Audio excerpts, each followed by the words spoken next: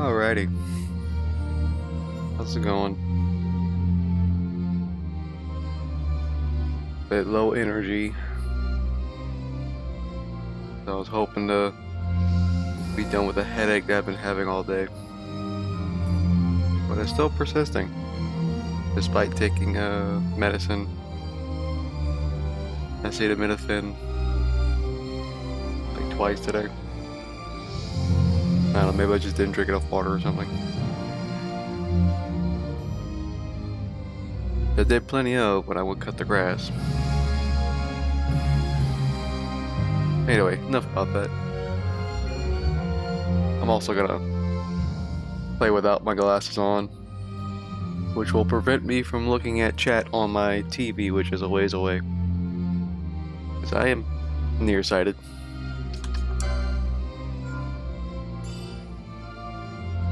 Like anything past my monitor, which is like, I don't know, 1.5 feet, 2 feet in front of me, is all a blurry Sasquatch.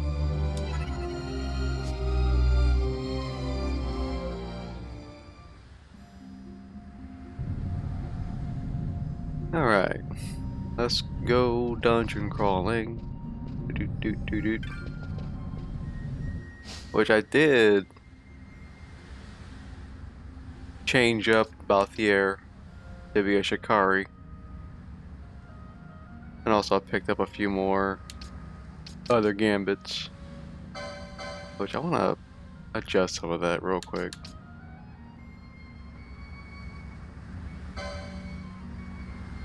Doesn't fit.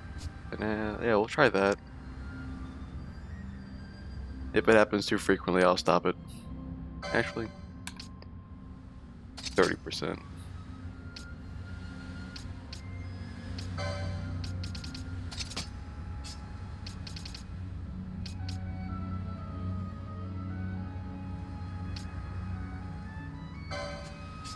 Disable that.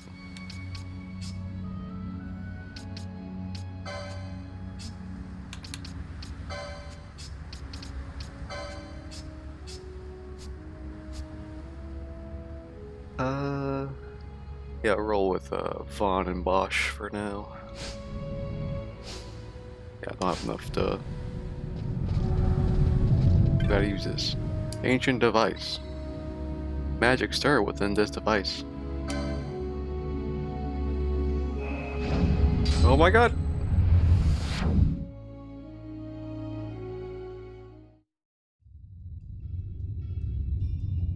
Had somewhat of a busy day. Aside from cutting grass, I assisted my mom on a little project for the nephew's birthday tomorrow. Oh, birthday party. I think his birthday is during the week. What was that thing? A contraption you'd find in all but the most rudimentary ancient ruin. One touch and off you're whisked to you know not where. The finer points of their operation elude me, but they're handy all the same. What more need a sky pirate know? Well said.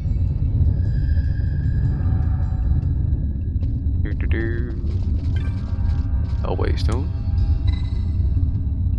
Read the description. These words have been left by the tomb watchers. With God's craft armed, guard we his tomb.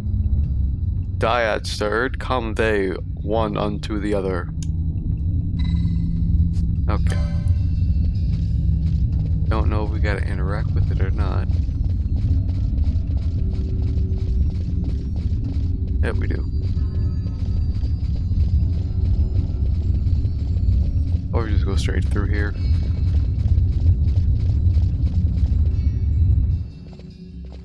Sure hope nothing bad happens. What?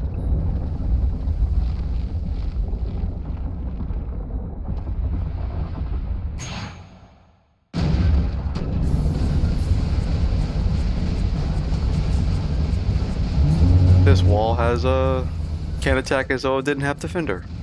Fight or run? We better decide fast. We're not fighting it.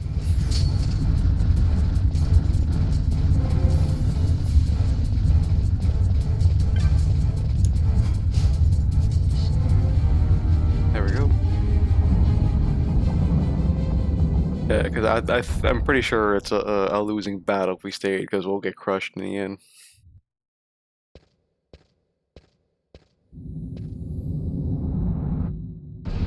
Oh my god, it came back.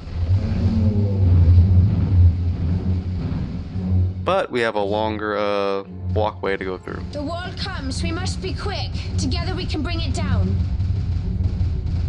Kick its ass.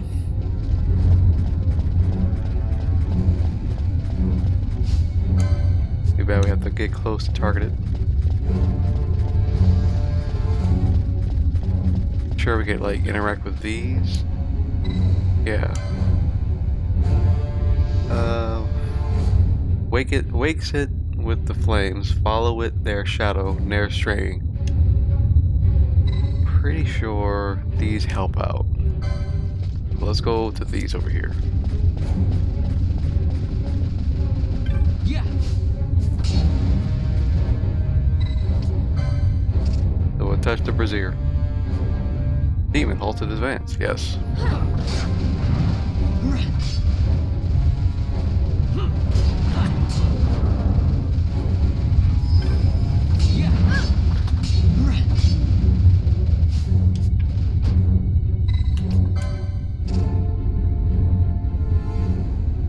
Okay.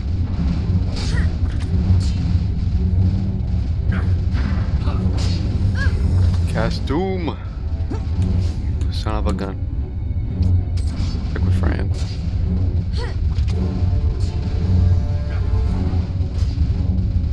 I don't think I have anything that can dispel Doom.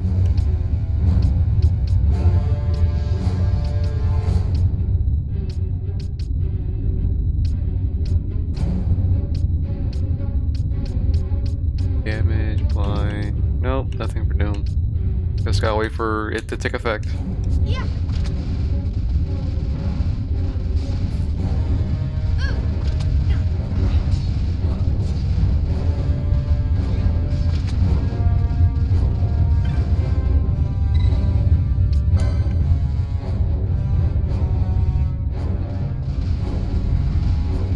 Yeah, for the uninitiated, Doom is a classic Final Fantasy spell. As you see a little timer over Vaughn over there. Once it counts down to 0, they're dead. There's no other way to get rid of it unless like I use a special spell, I believe. Like there's like I believe there is ways to dispel it, but I don't have access to that.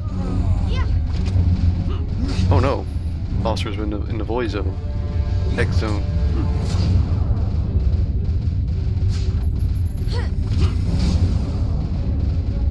Oh shit.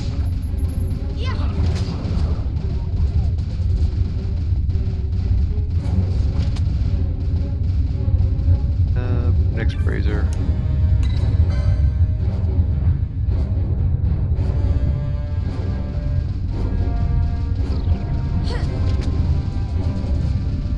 Oh, cool. Great, awesome. Can't do quickening. I thought I hit the thing to stop you. What the hell?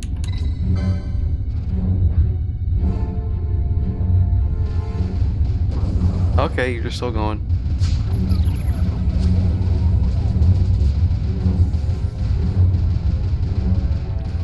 Bruh, okay.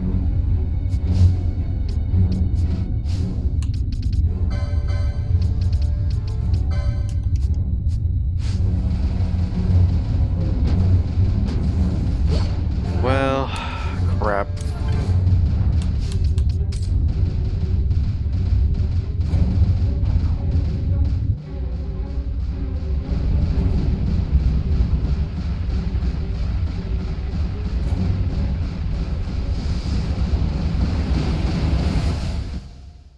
And that's it. Good game. Stupid wall.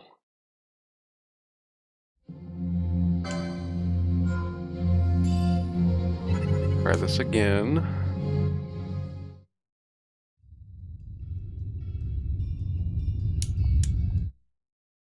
Get.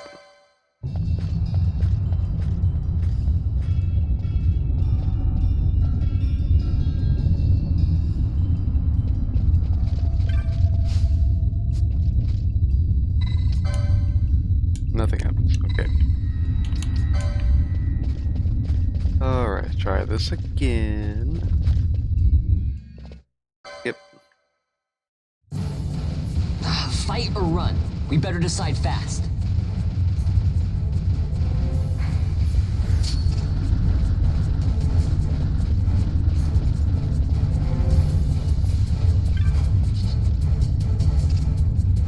We probably could have got some damage in, but I don't know if it'll carry over. If I happen to lose again, I'll try it. Yes. The wall comes. We must be quick. Together we can bring it down. Alright, let's stop on his tracks now. Which I was like BS for it to not stop before.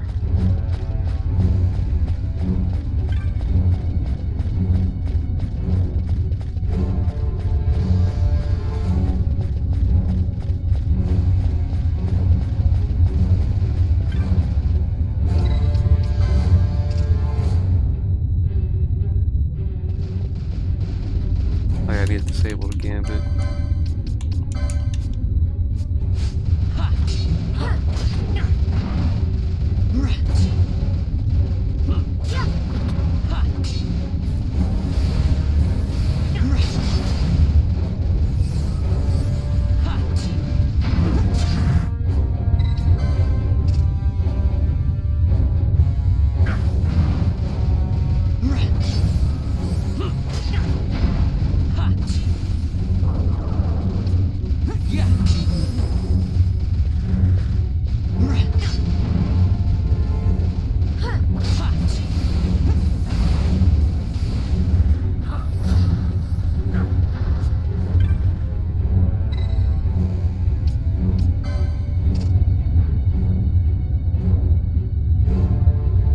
Oh my god, why?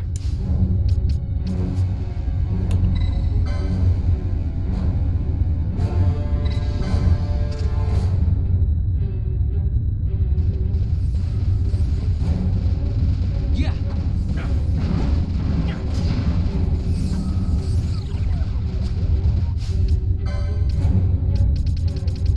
Maiden's kiss. Prince's kiss.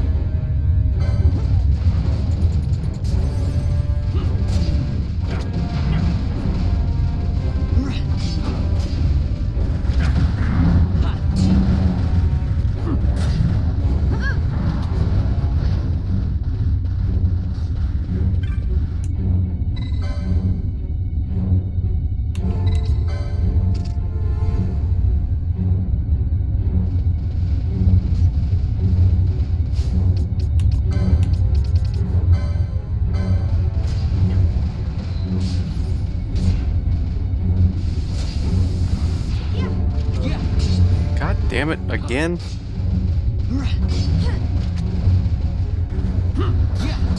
So annoying.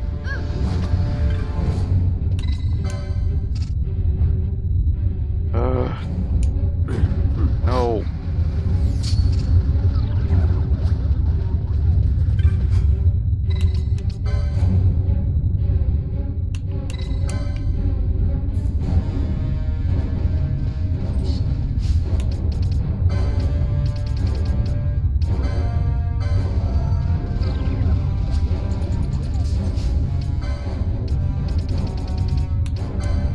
I hate encounters like this so much, where I'm spending far more time using up resources than attacking.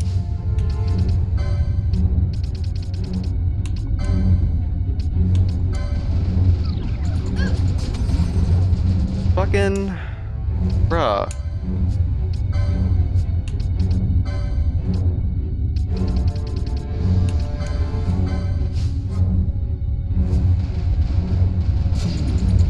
Nope, then we lost again.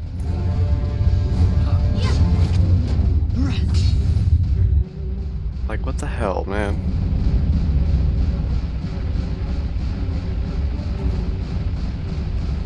You can't stop him from exiling a fucking party member.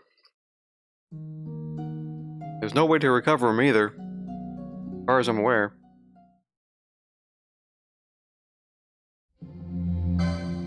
I'm gonna give it one more go. We're gonna attack him when we first encounter. But if it results in a loss, I'm just gonna... This is gonna be a grinding session.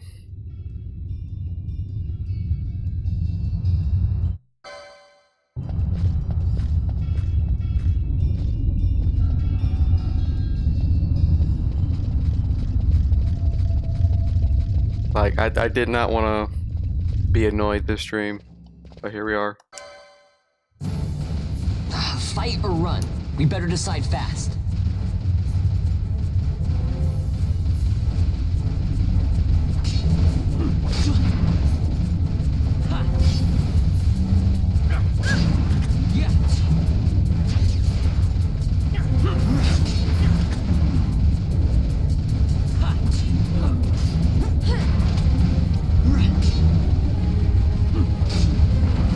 Damn thing hasted.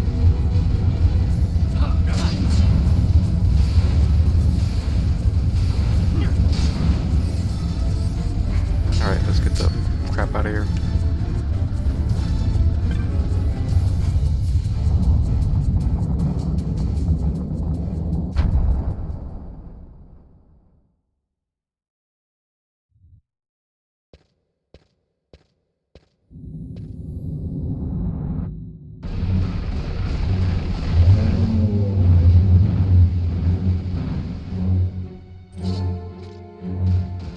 The wall comes. We must be quick. Together we can bring it down.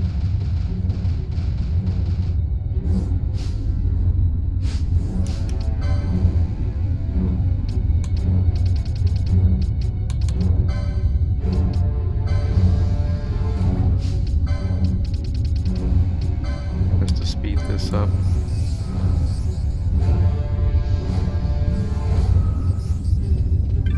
Alright, let's read the descriptions. Can I please? Thank you.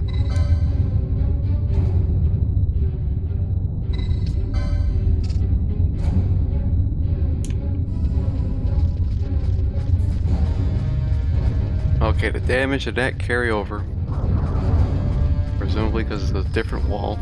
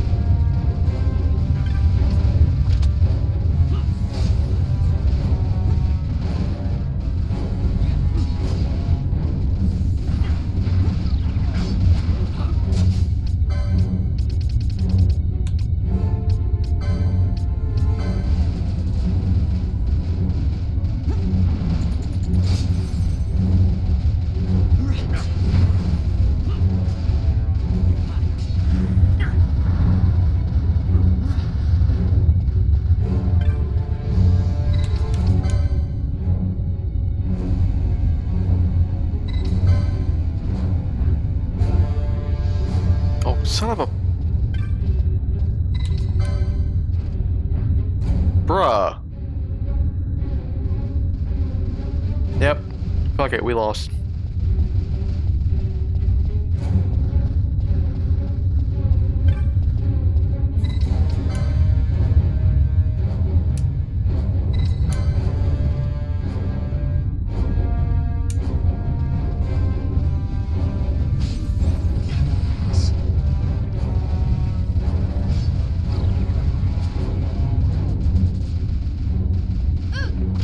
Like, I swear I'm hitting the braziers That's supposed to that's supposed to stop it.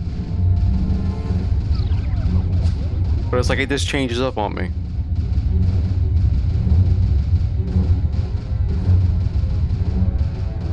This is some nonsense.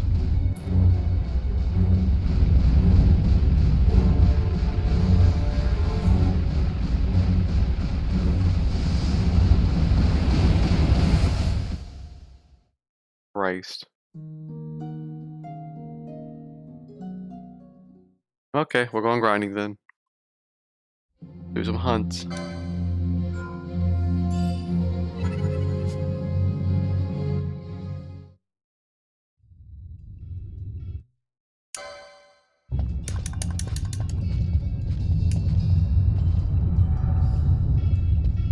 Bye.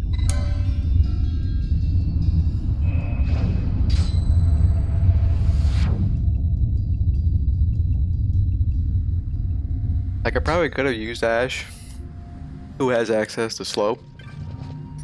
But I don't know. I'd rather just grind.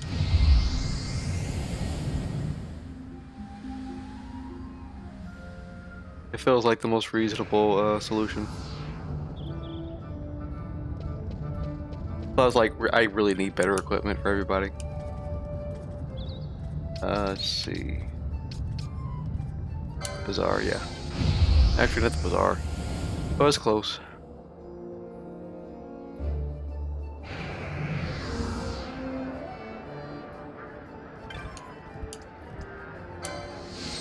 It would suck if this cost money or other resources.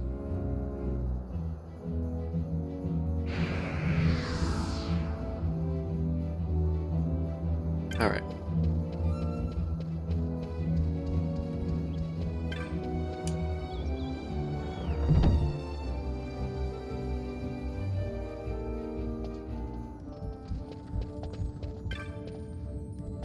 A wraith. Ilha. One of the children saw a ghost. Now he's so frightened he's locked himself in an abandoned house. Please come as soon as you can. Right? We found the following location. Must speak to petitioner. Blah blah blah. So they're in a little town. I think they're in the waterway, I believe.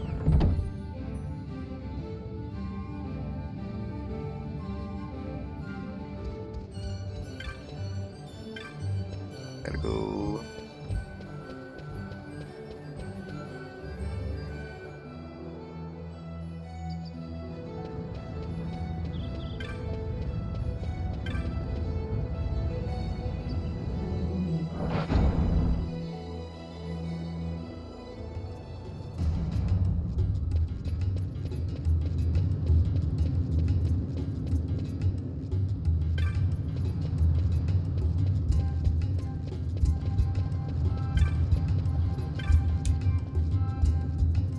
You've come about the bill?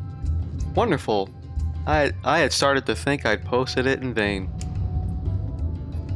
I'll not mince words. Our child has shut himself inside this house because he's frightened of a ghost he says he saw in the neighborhood. He said he'd come out if I got rid of this ghost. So I went looking for it, to humor him, you see. Imagine my surprise when I found it was real. There was no way I could deal with it on my own, so I needed to call in a hunter. Who are you gonna call? Somebody else. Will you hunt this ghost for me? Thank you so much. I saw this ghost in Garum Scythe Waterway. Garum Scythe. Just down through Storehouse 5. It's an apparition called a wraith, and I think it came to avenge the cruel slaying of rats and other poor denizens of the waterway. I wouldn't know anything about that. I'm not pointing fingers. It doesn't really matter who did these things. But this apparition is here and it must be dealt with. I leave it to you. Wraith. The hunt begins. Alright, storehouse number 5. I believe is over Yeah. Right there in front of me. Which, we don't necessarily need to have Vaughn as leader. So, let's get our lowest party members up in levels.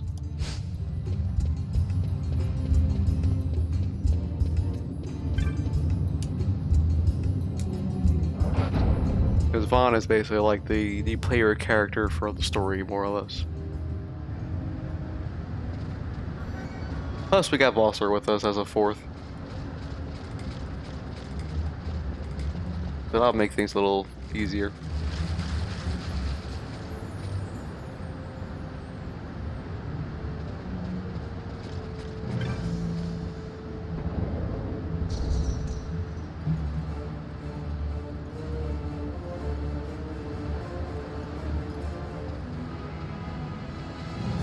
XII.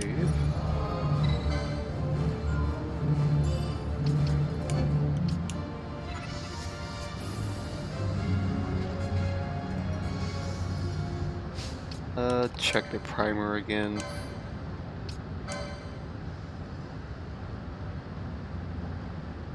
Found in a waterway near the entrance from Lotao.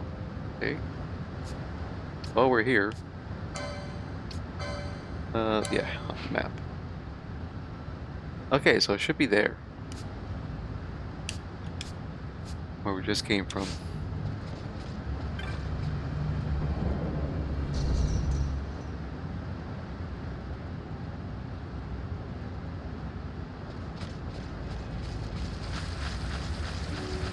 Probably have to run around a bit.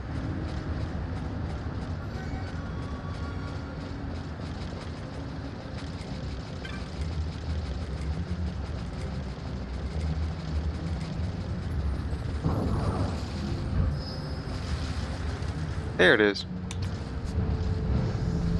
Oh, cool. It casts Doom as well.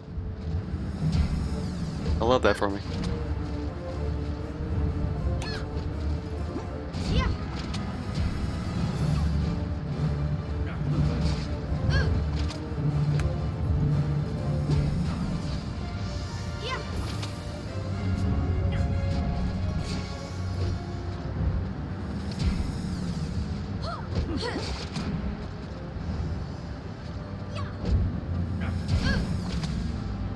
While this is happening, I'm gonna look up to see if Doom can be dispelled.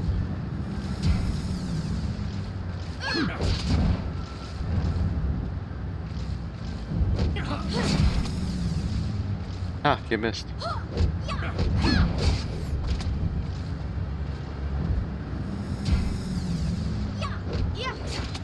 Cool. Oh, we got it. Cool. Wraith vanquished. But everyone has Doom on them. We're gonna pause while I hurry up and look it up. Okay, so Remedy is supposed to get rid of it.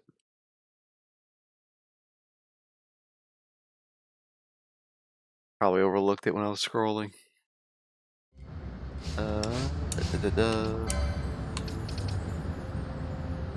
What it says doesn't list it. Nope. I was lied to.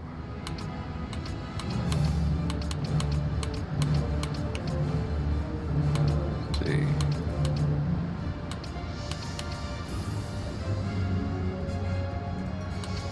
Probably should have used that. Yeah, no, got nothing for it. Try this again.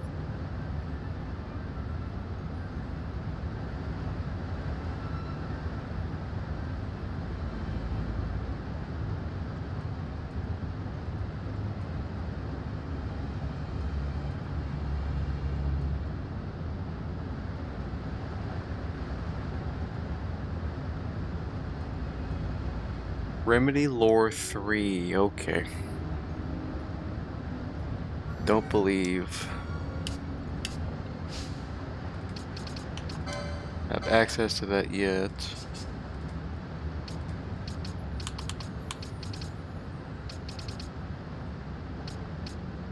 Ocean lore. Nope, don't have access to that. Cool.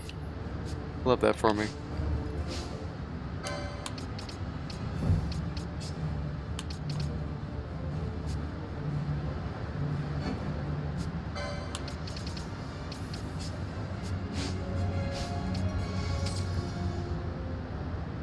Eat this up.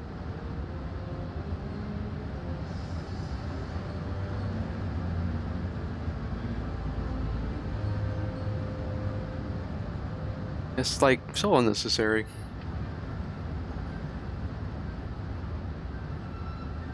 I can't.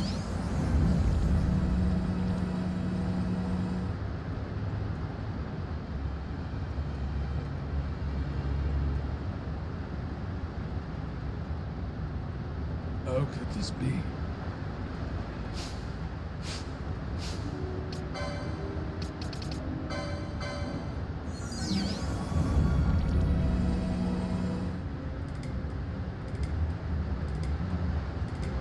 I have failed. Alright. Not that way. This way.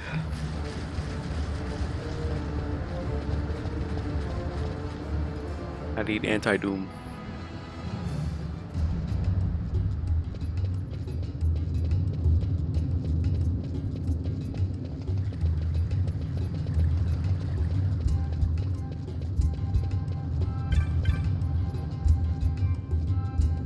You've done it? You've defeated the Wraith? Thank you so much. The ghost is gone? Or gone for good. This young man hunted it for us. Oh ho! You have finally come out, my little Deeg. Papa, these people got rid of that ghost for me. Deeg is sorry for worrying you, Papa. Papa! It's not been easy being jovial with my son locked up in a vacant house, but now that all is well, it should not be so hard, Snort. Snort. He does look happy, I'll admit, thanks in large part to you. Oh, you didn't think? Heavens, it wasn't my child.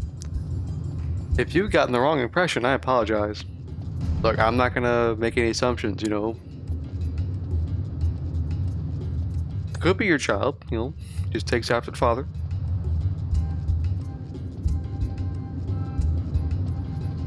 Please take this and thanks for your successful hunt. There's a little something there from our jovial friend as well. Always 500 killed. And gauntlets. Cool deal.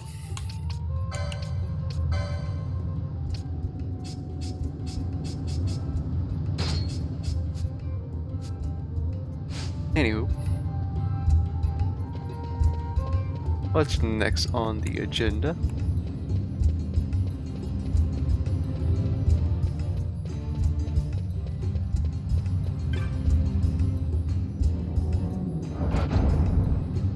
If we happen to run out of hunts, the Sand Sea is a great place to just grind because there are so many enemies everywhere.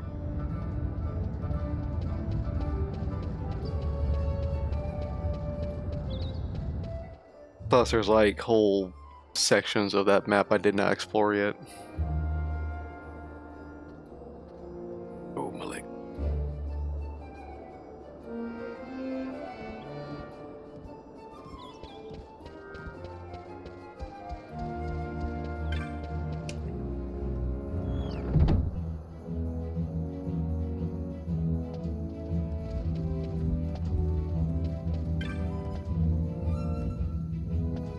Ooh, yawn. Neat hog. Gotta go to Pajerba for this one. A blue basilisk. There is a fierce Raxus running amok in the Lusu mines. We are too scared to go inside. Please come to our aid.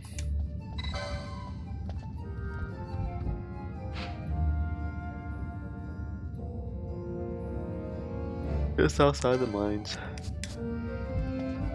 We should have a good amount of teleport stones.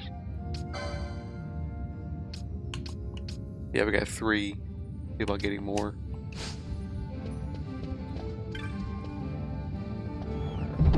I do appreciate that about this game. Like, you're not like stuck along a track for the story.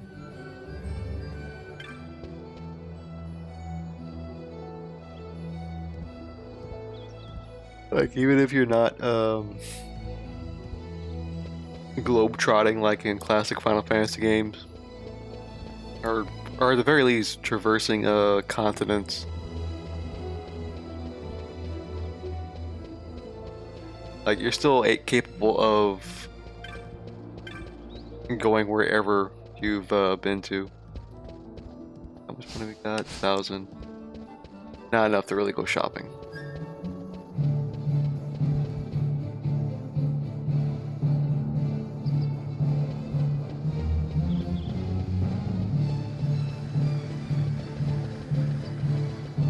Speed this up a bit. Probably could have taken a little teleporter guy. But it's fine, we're here.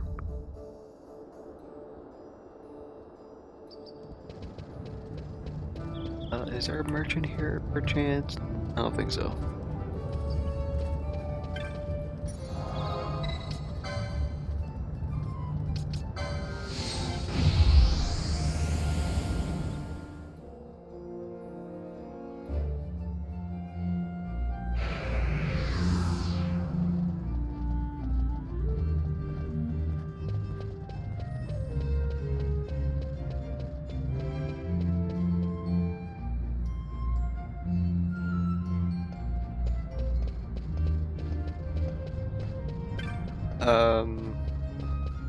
I don't recall offhand if I made mention of beginning Mobile Suit Gundam Char's counterattack last stream. Hold on 1 second. Gone. But I need to actually sit down and finish the rest of it because I got halfway through. Honestly, you know, it's weird to come to this conclusion despite not having finished it. But at the same time, despite the presentation, which like it definitely benefits from having a budget. Like it's just nice to see solid animation that comes from like a movie, a movie-sized budget. I can't help but feel like this would have originally been another series or another buy teleports. No. Or like maybe an OVA, because those are kind of like little mini-series as it were. Because it really just feels like we're... Oh yeah, we gotta talk to the guy here. It feels like I am speed running a season of Gundam with how it presents itself. Ka!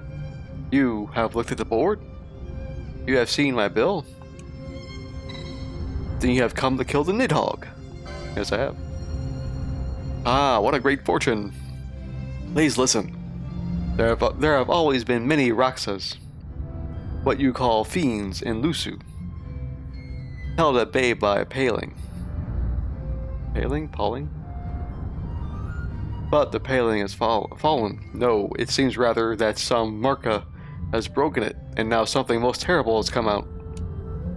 Yes, a Nidhogg, previously sleeping deep within the mines, has come to the surface.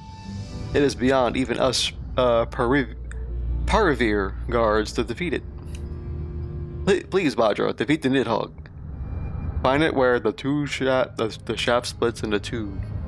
Brain. Ahead. Our prayers go with you. And our players. Dog. There's Boogie. We'll make it a save.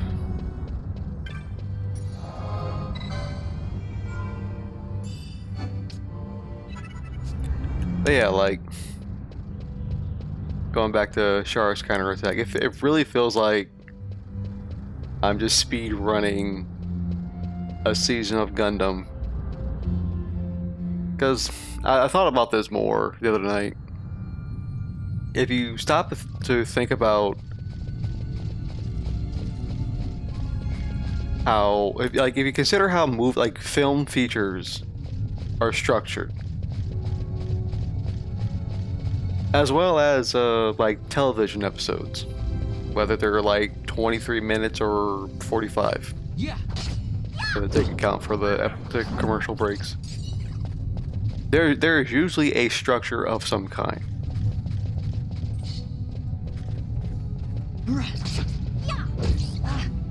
Gundam doesn't really, like, early Gundam didn't really have much in the way of, like, it has its own structure, I guess I should say. It's our house.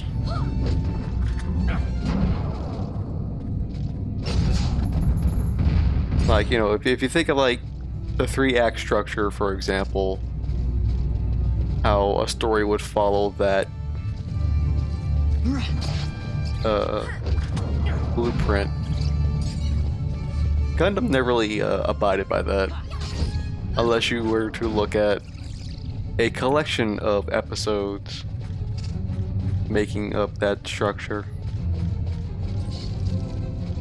And you have to bear with me. I'm trying to get to the point I'm trying to make.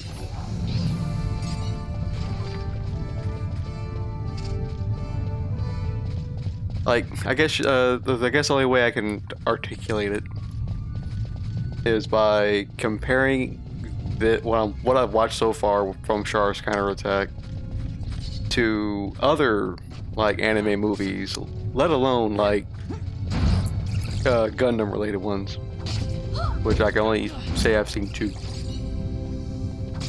The Gundam Wing, Endless Waltz, and I can never get this name right because it's the one movie that they put out based on the episode that was never aired outside of Japan, except for in Italy somehow.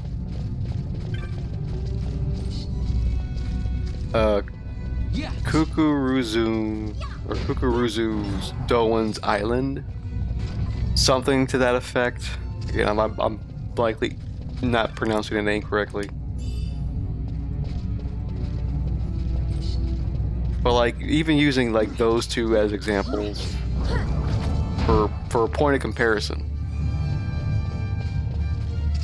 like there's a definite beginning where they, you know, whether you're familiar with the property or not from the TV series, it still introduces the characters in a manner that's like you can get the gist of who they are within a few minutes.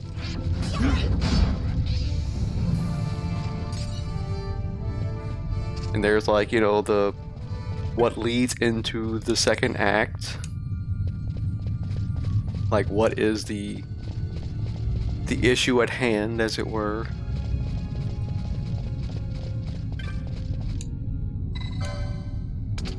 Yay, we got the gate. And then, you know, you go into the third act or the climax and the resolution happens. With Char's counterattack, stuff just happens. Like, I don't know how else to describe it.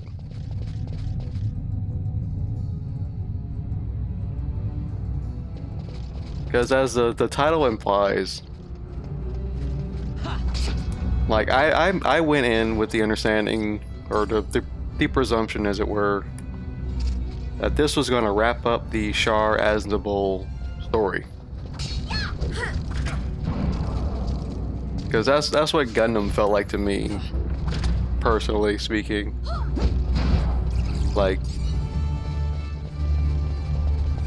it was about one guy's almost single-minded like revenge course against a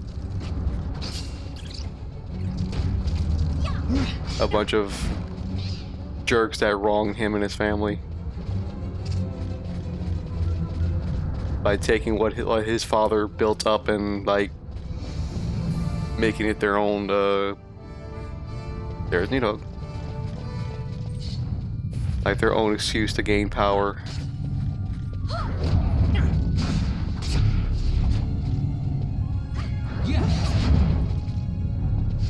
Who was weak to fire?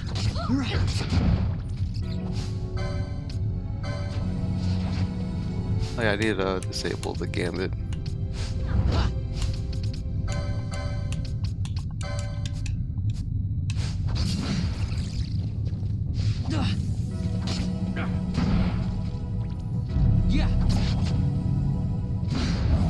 But it's weird in the sense of they don't really like, how do I put this? It makes like it begins in medias res, like in the middle of a story in progress, which, you know, not something I am unfamiliar with. How could this be? You know, Final Fantasy uses, like, hey, that's a good example right here. Uses that as it's pretty common within this franchise. Stop killing my party.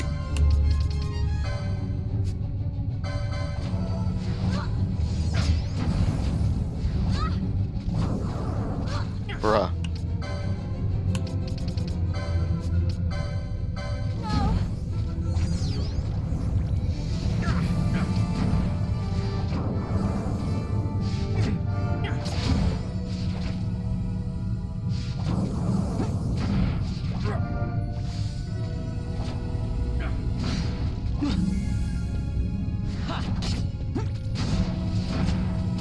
Will you die already? Thank you.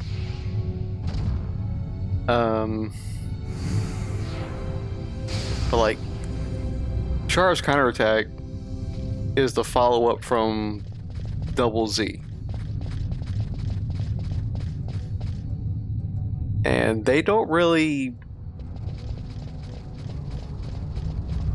like, you don't really get any kind of connective tissue between the two, apart from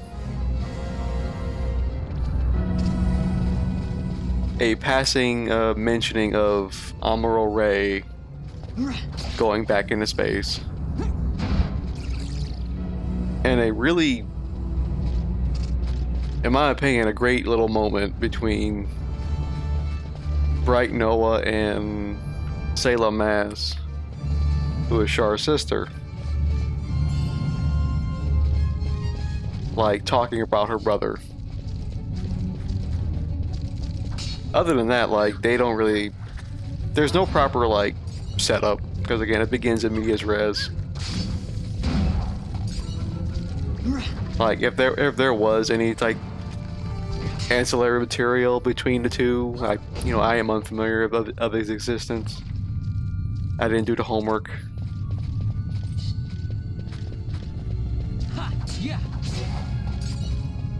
You know, that might seem like I'm kind of criticizing it for that.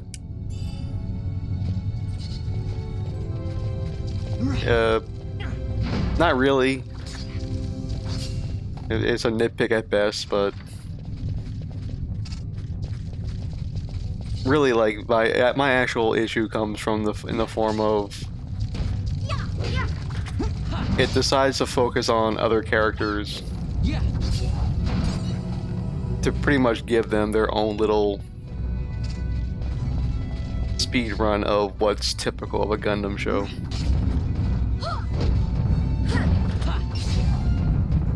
Like, it's where we're you know, relevant to what's currently in theaters, the Hathaway movies. Is where we see young Hathaway Noah. I think it's Noah. That's his last name. I don't remember if there's Bright Noah or Noah Bright. have to look it up. But it's basically Captain. Yeah, his captain is Noah Bright. Hathaway Bright as his son. So we get that happening. But even then, that really feels like a repeat of what happened with other characters in Zeta Gundam, in my opinion. So they're not really like breaking new ground, as it were. That's where my actual criticism comes in. You have defeated the Nidhogg. Ah, most glorious of days. Now I hope, oh my god, now I hope they will reopen the mines. Here, a gift from the miners. 600 gil, hell yeah. And a balaclava. Take this too, as a memento of the service you have done for us. It is a Nidhogg molting. Very good, powdered and eaten. Very invigorating. Great serpent skin, cool. Let's sell it.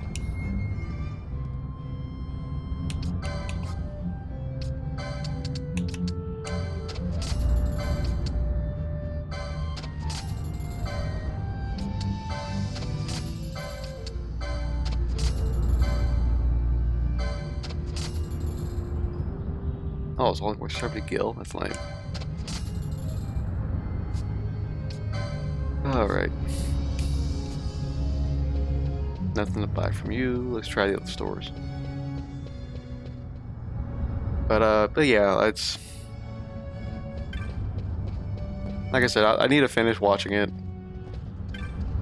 Just to see the story through and put that thing to bed. Because I want to watch some other shows. Yeah, we may as well get more gambits.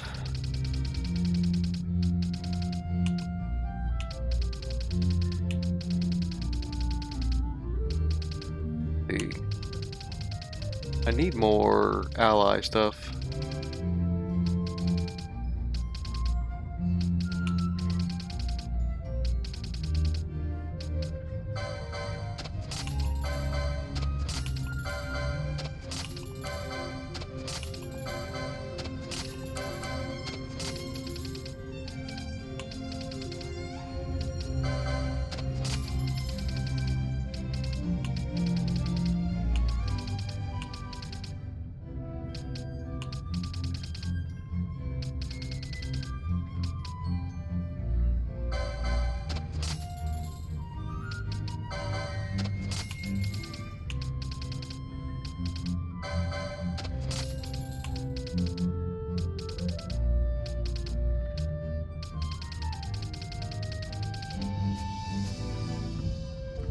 Alrighty.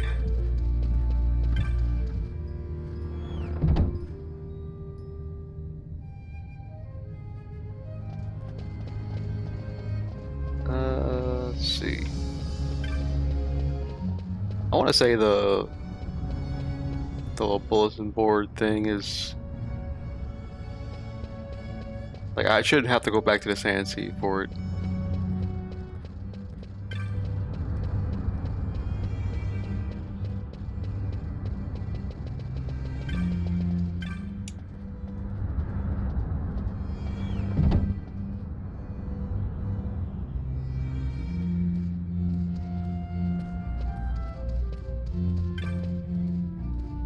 Weaver Lord and Chiral sighted a great wyvern while surveying the Yinsen Sand Sea. Left unchecked, it could pose a threat to Rabanasta. Fell it in my stead. Okay. So they're in the weapon shop. Nope, not you.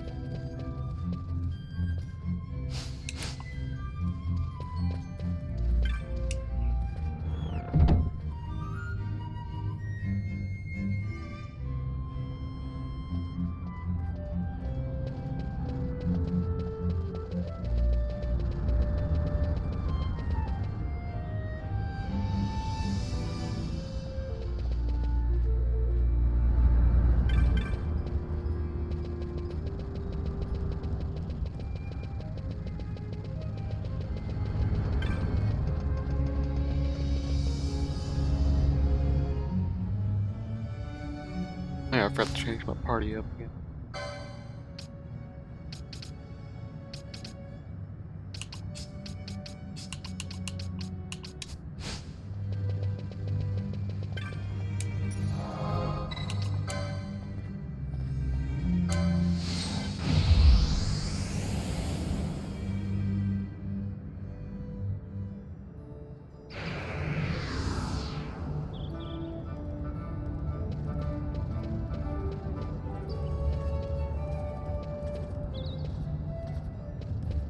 Yeah, it's a quick run when we speed up.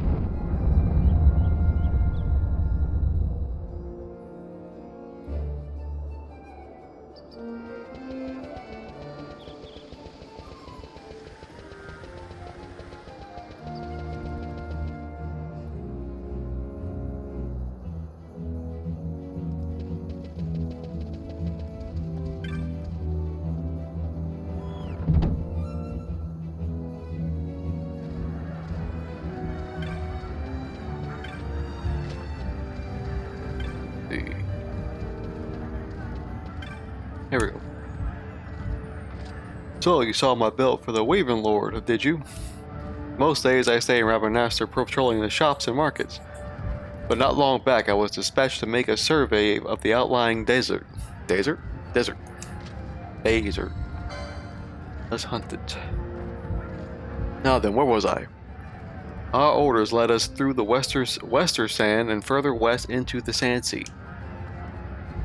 We just arrived at the western edge of the Namian Sand Sea when we saw it in the sky, the Weaving Lord. It didn't worry others, but it certainly worried me. What if that worm were to attack Rabanastre, I thought. I informed the commander of my concerns. He dismissed it as a bad case of nerves, saying even if it did attack, the watch would soon stop it. Most like the city would be safe, I'll give him that. But it doesn't mean there wouldn't be casualties. I may be Arcadian, but I care about Rabanastre. That's why I posted this bill against my own purse. It's got naught to do with the Empire. I want you to slay the Weaving Lord for me. That's awfully selfless of him. See if we can't get a weapon upgrade while we're here.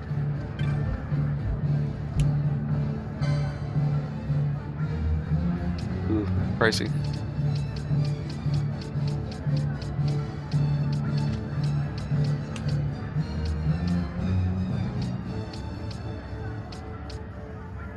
Got 28,000, 2,800. Get another dagger.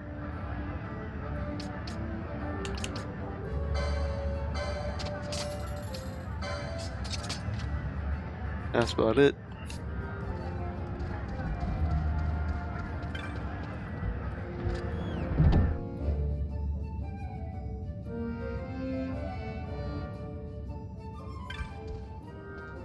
Alright, so we have to travel on foot because I don't want to waste my last teleport stone.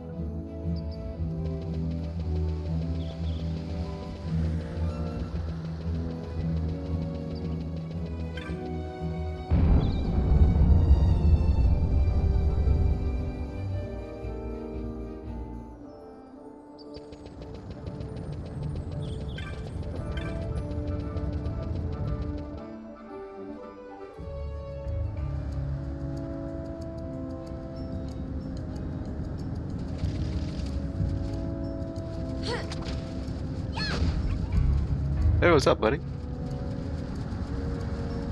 Just chilling.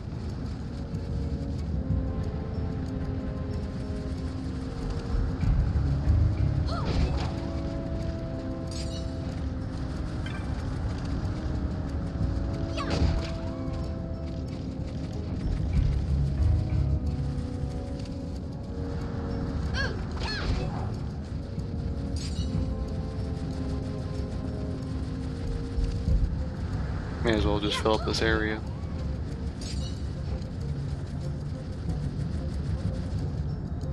Fancy's over there, but let's go north real quick.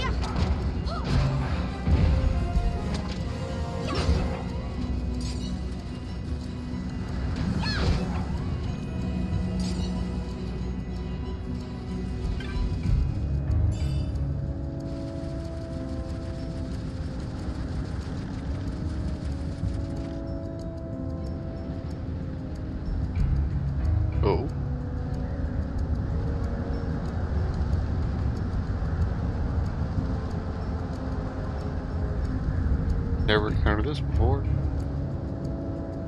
So let's avoid it.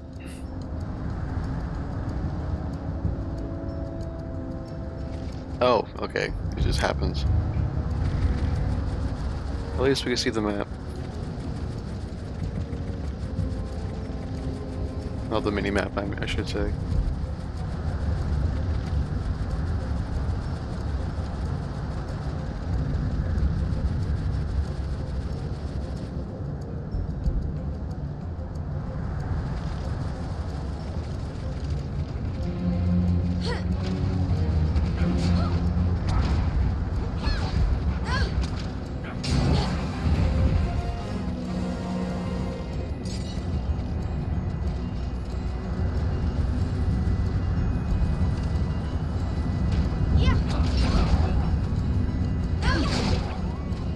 I honestly don't know what that is. Noma Intite. That's a lot of HP, so I'm not gonna worry about it.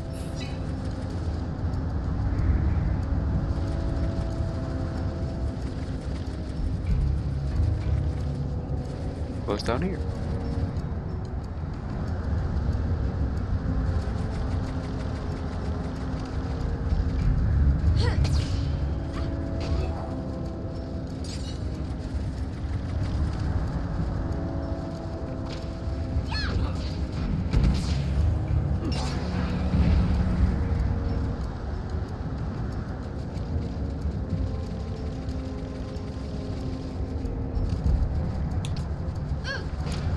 Leap near.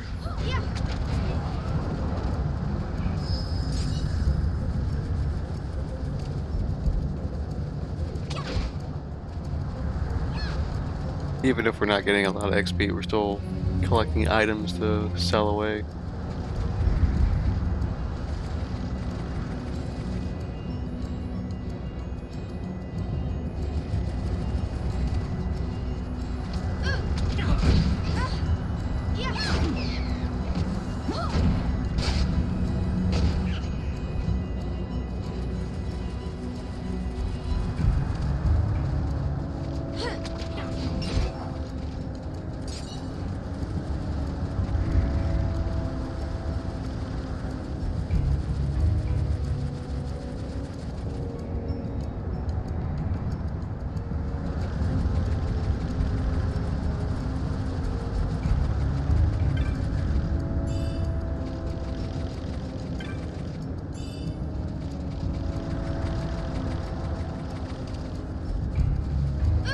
Don't know how long this sandstorm's supposed to last.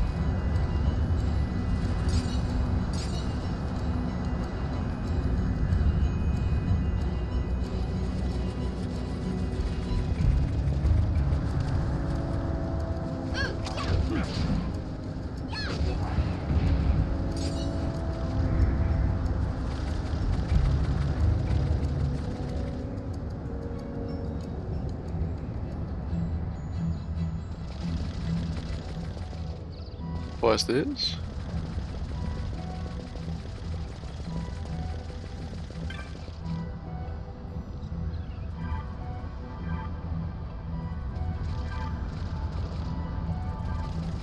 Werewolves. Oh, 21. Oh, let's see if we can take them.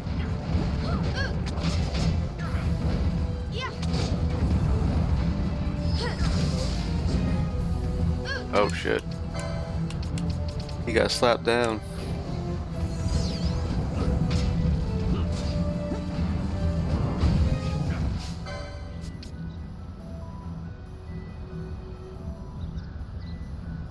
One second.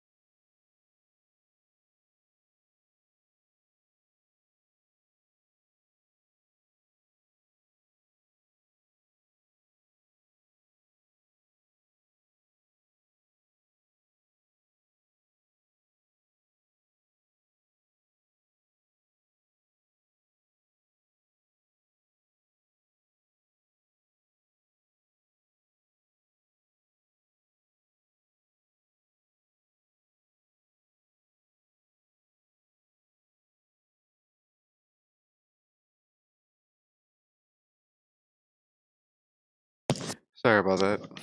Heard some kind of ruckus right outside the house.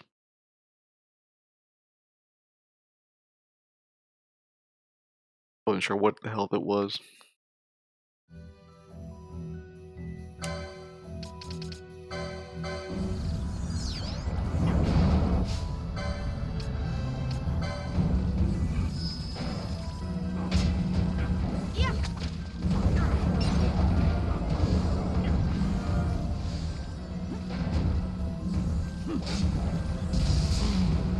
Jesus.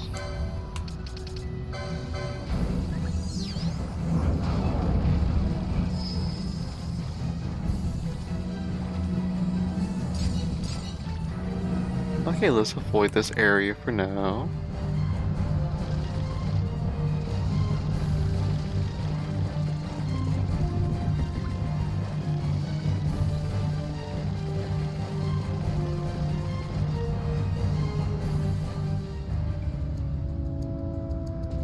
It's the sandstorm's over.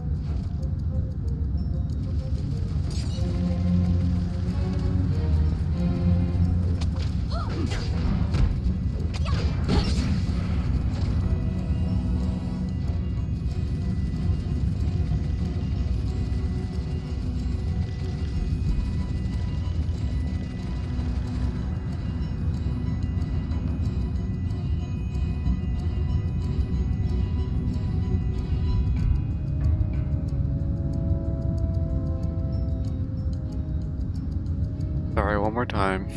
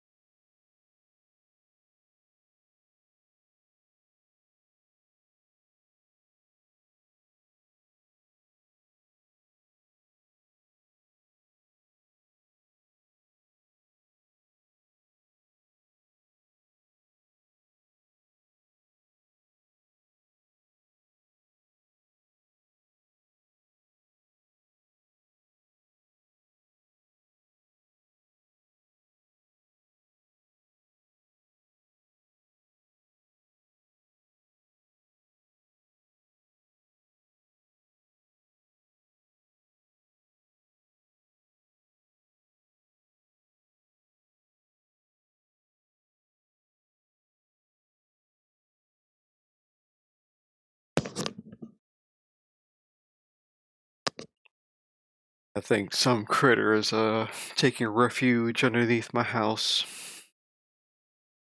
by way of squeezing in where the what you would call it,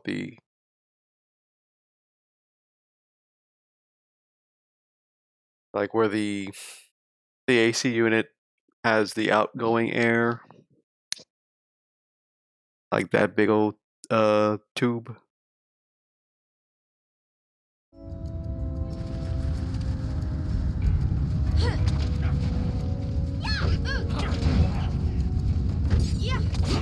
Because it's not exactly a solid piece of construction underneath my house. Like it's a, you know, mobile home trailer skirt. We gotta go this way. Like that paneling.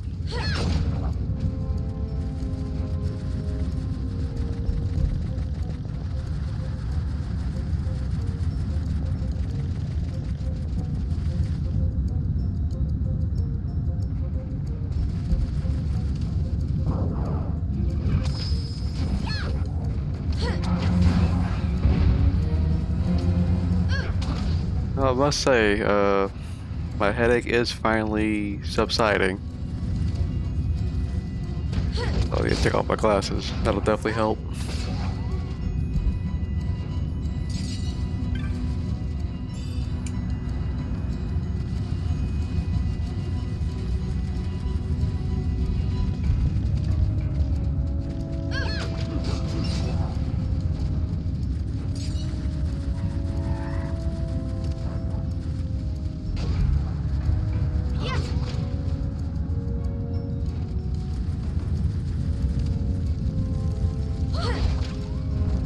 Oh, what are you? Got a lot of health. And you hit hard.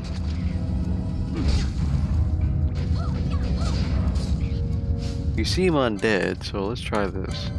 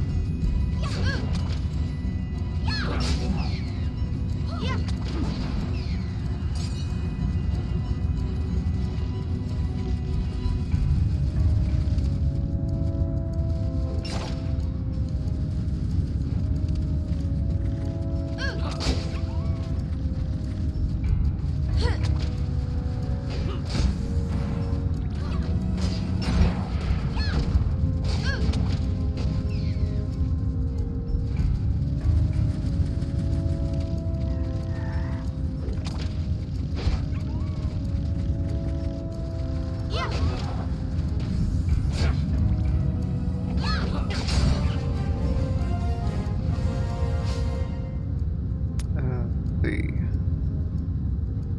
13, 12, 13.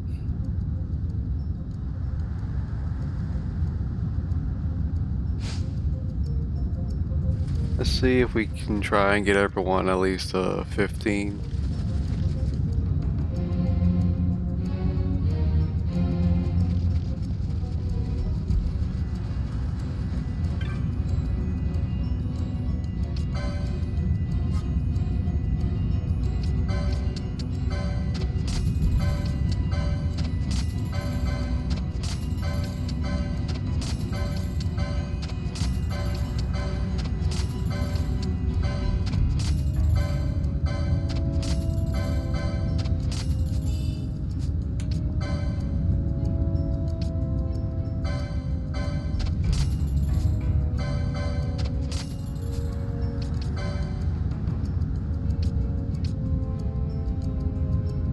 That's it? Okay.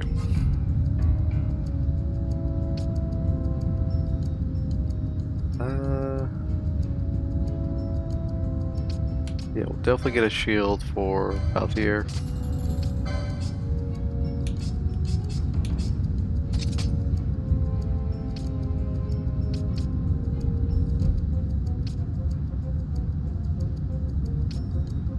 Weird stuff.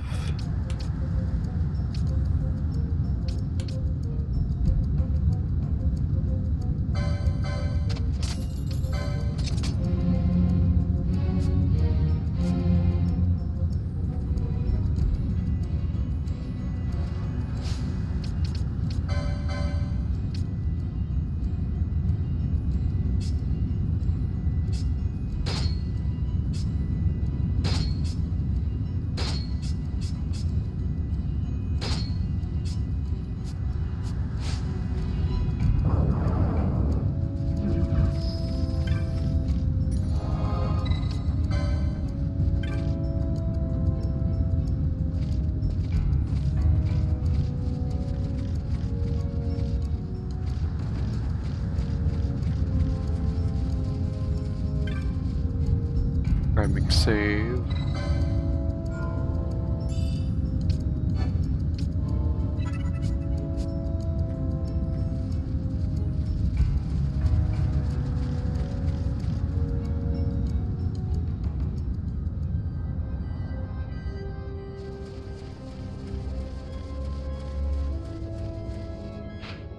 Let's see.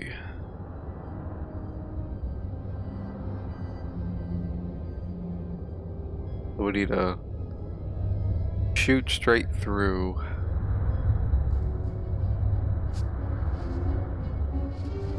Which is fine, because like I said earlier, this is a great area to just grind levels. Which I should probably look at how much LP I've been getting. Because that builds up quick.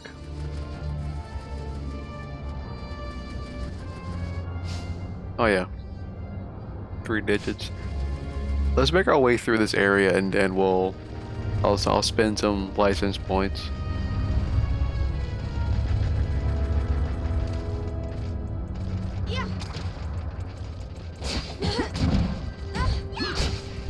Yeah, level 13 and such. Should be a good, ideal place to grind. A wizard staff.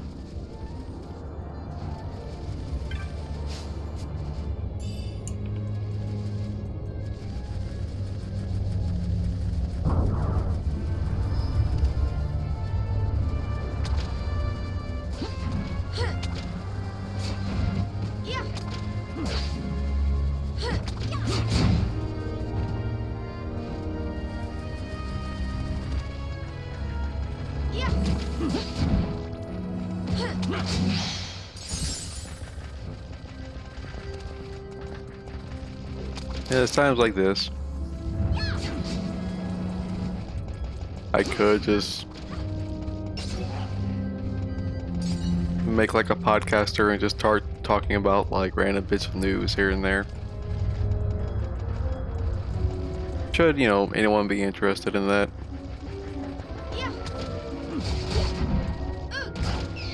Just don't expect political talk from me, outside of complaining.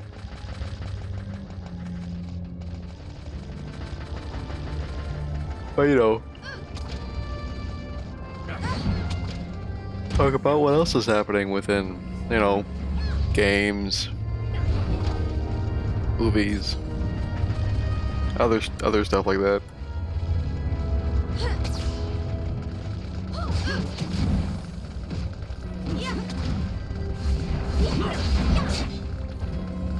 Just to kind of fill the void of silence, aside from game sounds.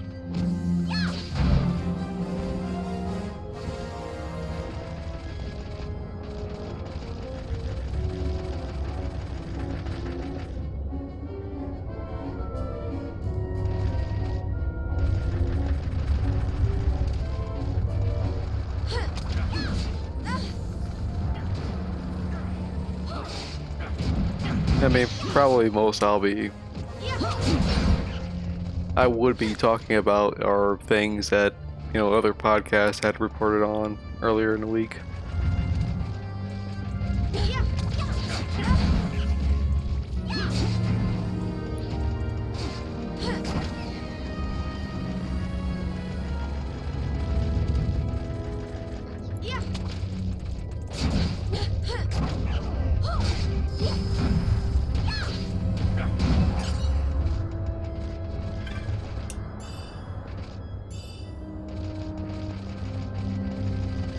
Which, and to that extent,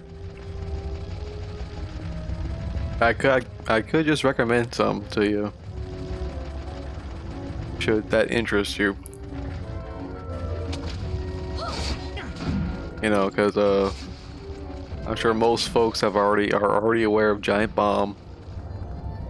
Like, they've been around for a long ass time, gone through so many iterations. Like, I think I started listening to them back in 2008, 2009. Oh no, but no, slow. Anything for that? This. And there's also Rebel FM. If you wanna... Excuse me, I'm yawning. As you can tell, I'm very interesting. Yeah, Rebel FM, if you don't want just game talk and game news, but they do tend to delve into, like, hardware stuff, like technical stuff. And it's a fairly more... How do I put it? Like, cause each host of Rebel FM come from a similar starting point, as it were, and that was like the layoffs from OneUp.com when that happened, and they made Rebel FM as a direct result of that. Like all the Zip Davis stuff. Like the name of the company that owned most of the game publication and online websites and whatnot. I believe, I could be mistaken. But no, like Rebel FM, like they've since gone on to... You got maps? Okay, I know maps. One of the hosts has gone on to become like an actual game developer. Like he's been with different studios that, you know, he was on the team responsible for Marvel Heroes. That Diablo-like, that was the free MMO before that got shut down. But he's currently with the studio that working on Subnautica 2. That interests you. But it's not like he'll like do like dev talk to that extent, like give away secrets or whatever. but it does offer like a unique perspective from going from someone who reviewed games for a living to is now working on them. So there's that. The other host, he still like does like articles, like journalistic stuff, but for more on the technology side, because it works for New York Times wire cutter. And the third host, Matt Chandronay. I should probably say who the hosts are. There's Anthony Gallegos, Arthur Geese, and Matt Chandronay. And he does documentary stuff. That's not it. Oh my god, brain. Silence, there we go. I think it's Area 5 is the company that he works with. Or co-owns, more or less. I want to make sure I got this right. Do this little counter to vamp.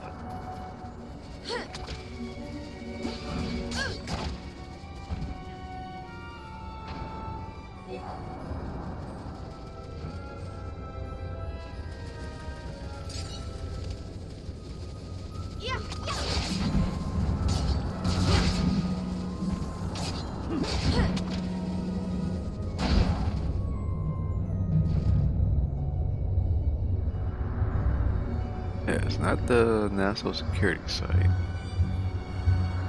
Area5.tv. Yeah, they were the ones that were responsible for the documentary aspects of like the Mortal Kombat Legacy Collection. And I want to say Atari 50. I'm on their website trying to look up the stuff.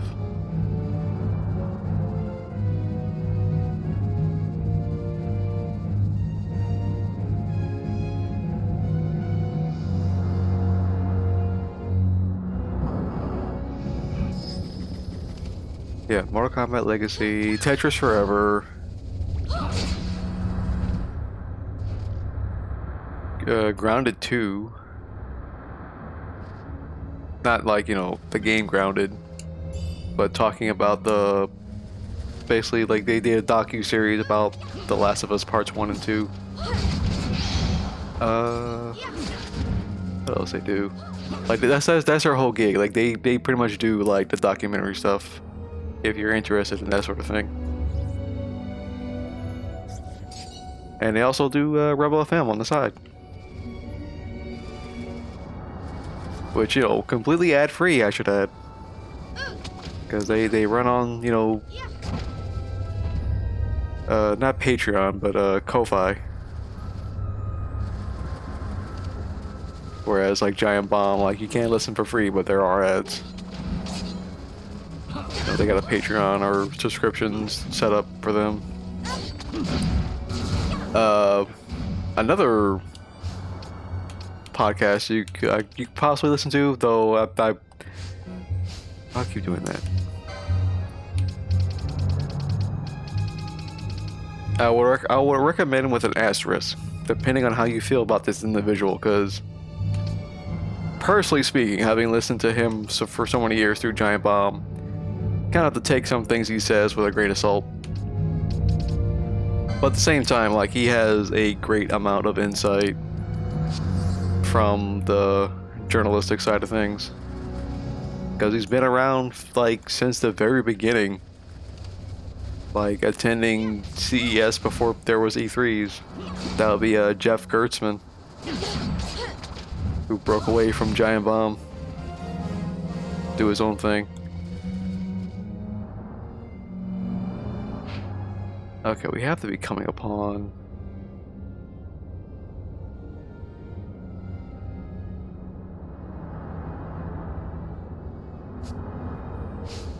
let's see, primer, nope.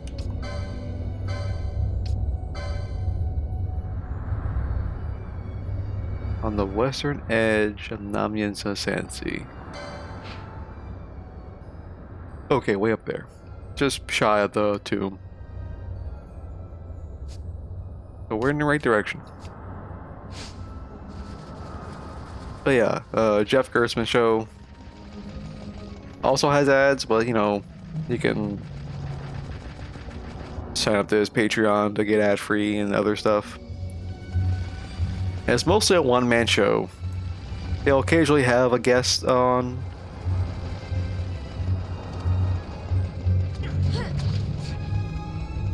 But again, like if you want to get like, because he has stories to tell. No cure. Okay. Another one I would also recommend is Nextlander, which is more Giant Bomb alumni.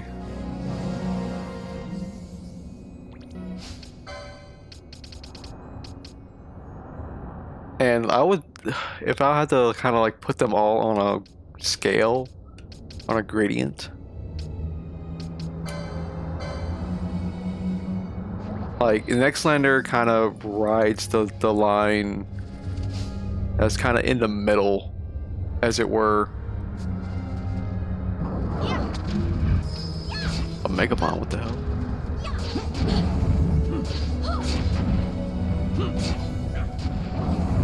Let's hope I don't die from this.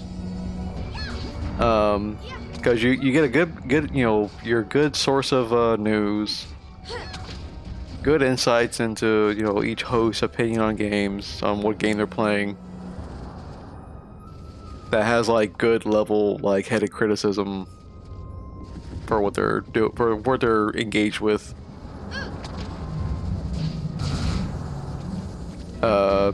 They don't really adhere to bits for comedy's sake, like heavily, unlike Giant Bomb, which tends to like run on bits, which is fine. You know, get a good laugh every now and then.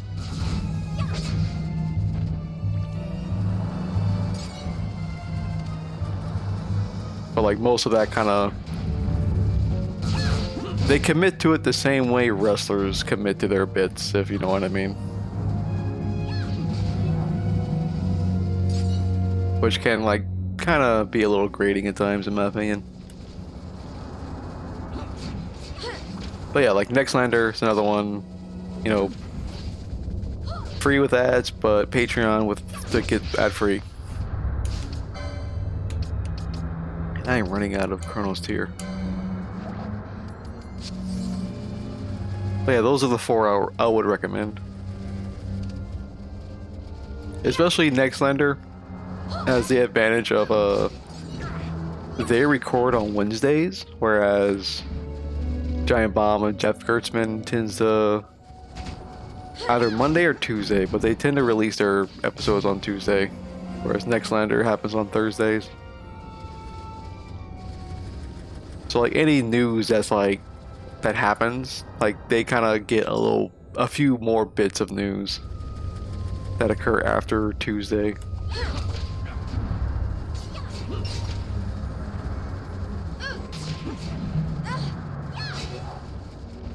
And for the most part, they would, like, you know, depending on whichever ones you listen to, they do pull from the same sources. That's all available through various websites and such.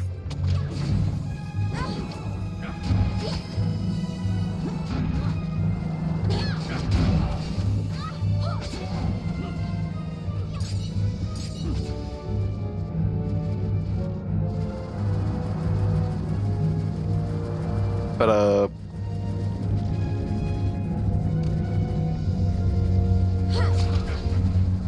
yeah, I can't say I listen to too many other podcasts that are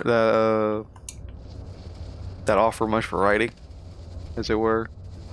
Like there are two movie podcasts I listen to. One being Film Sack, which I've been listening to just as long as any other. Which when they've, you know, initially started, this was back in the olden days when Netflix only had everyone else's movies and none of their own. And it was great. Get to watch some really weird and obscure stuff, and that was kind of their bag. That's how I was able to watch such classics as Surf Nazis Must Die.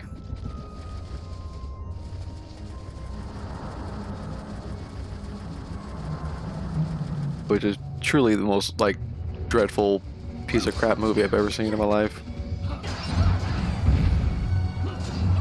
But that aside, like, watching bad movies through them made for, you know, apart from, like, making for sort of like water cooler conversations that you just listen in on, it kind of helped me develop the mindset of, yeah, it's a good, it can be a good thing to watch bad movies, bad TV whenever, because that can help you. I find it helps you build up like a how do I put it? Like, it helps you, not tolerance, but like, it gives you more of an understanding of yourself and how much you're willing to,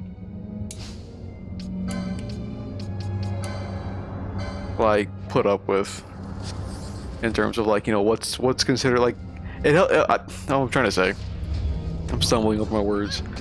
It can help develop your own personal taste. Like, I firmly believe, like, a movie is not bad until you experience it for yourself. If you just hear that it's bad from other people, well, then are you really gonna come away with your own opinion on that? Or are you gonna sit there and watch it for yourself and discover, like, hey, it's not as bad as people keep saying, you know?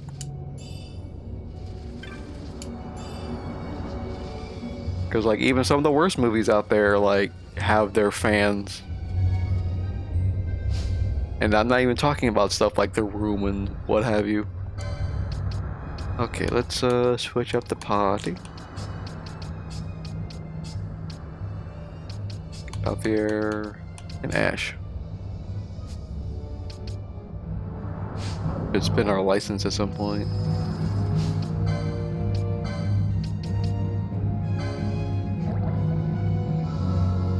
Hopefully we should be able to take this thing on.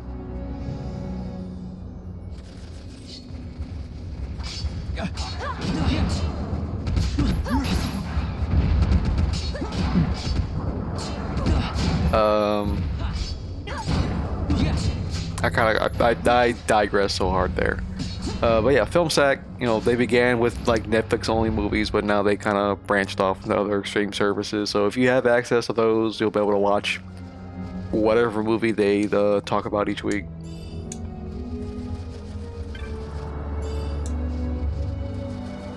The other one I listen to is a secondary podcast from the Nextlander guys, which is simply called the Nextlander Watchcast. Oh shit, petrified. Should have something for that.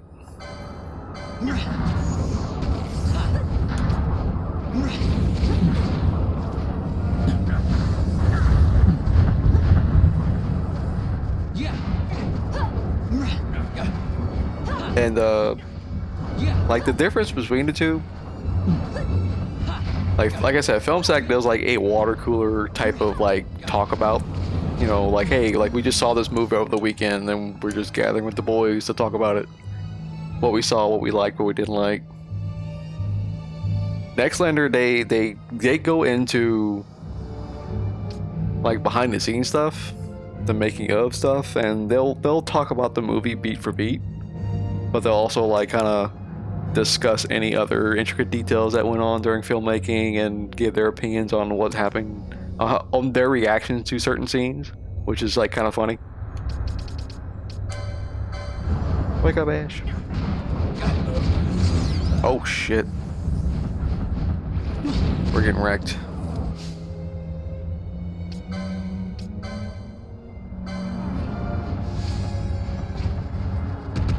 No. No, no, no, no.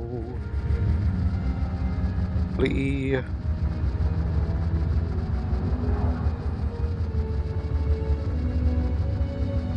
Like, I think it'll force me to choose a different party member, but still. Oh, get away.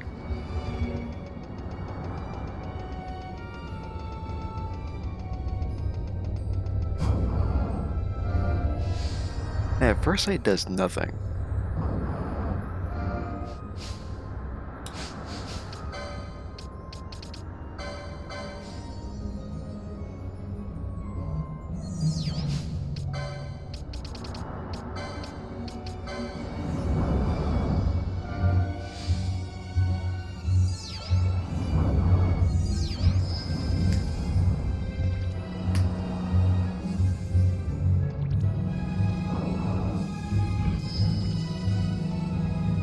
But yeah, those are the two I recommend for movie stuff. Once upon a time, I did try listening to How Did This Get Made? But the little someone did like a supercut of things that they say during their shows, and the amount of times they say literally. Like, it was annoying to be honest, and hearing that all condensed into one like super cut kind of made me just not want to listen to them.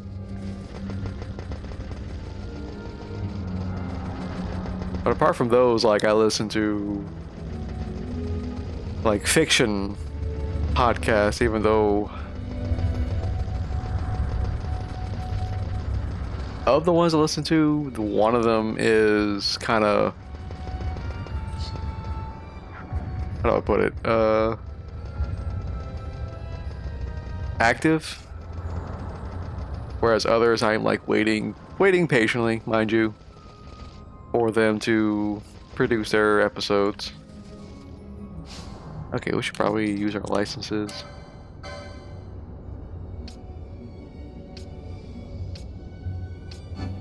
Get this.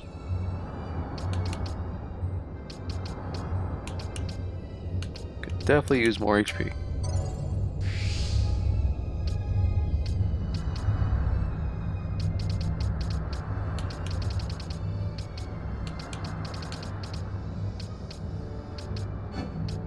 More damage. More damage. There we go. Let's get access to that.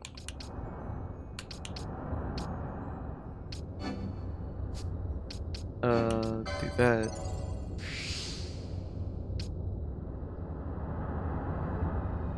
Don't have enough for that one, but we get this one to speed up our action time.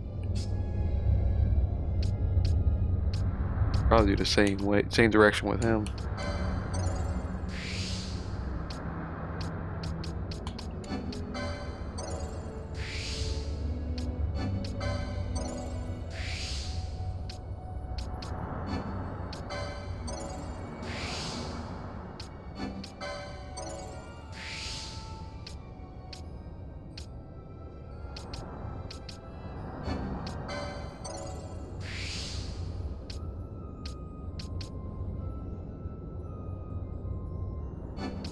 Here, let's grab Revive. Oh, we didn't actually learn it.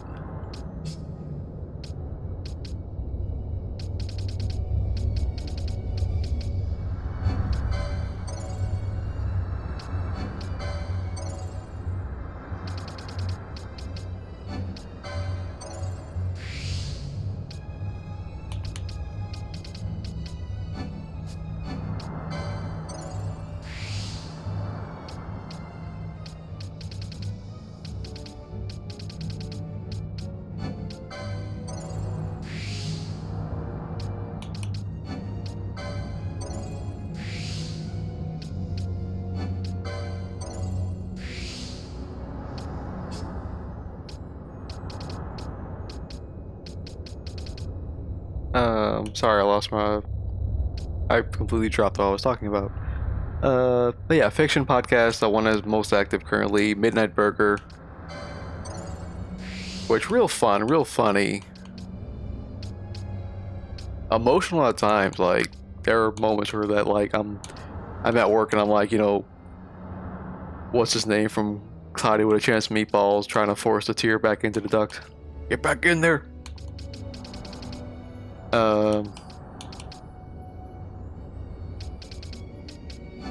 Get that.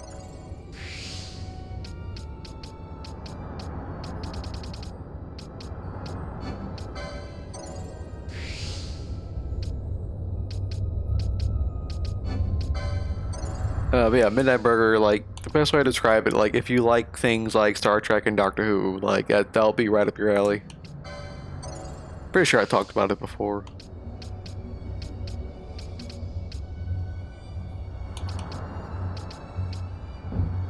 Not enough.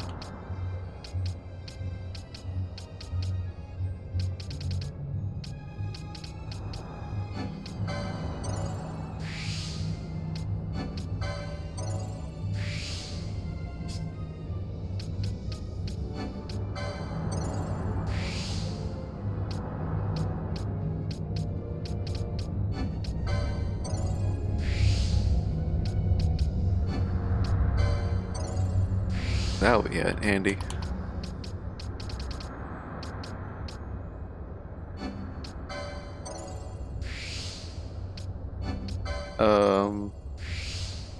Another one that's good to listen to, which should be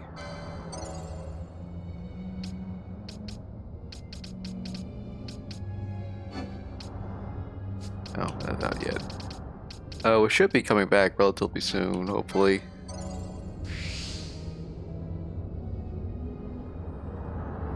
Derelict,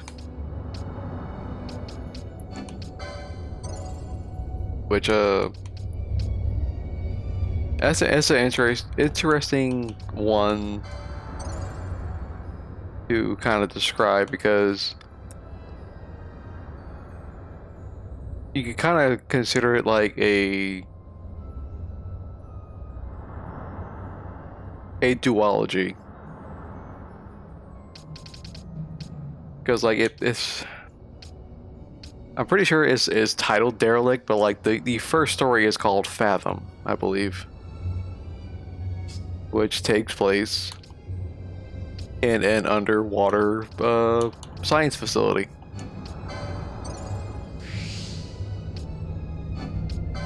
And it pretty much like it's similar to stuff like ooh, probably fighting empty-handed. Sure, we'll take that. It's kind of like The Abyss or Sphere or any other like adjacent sci-fi story that takes place underwater.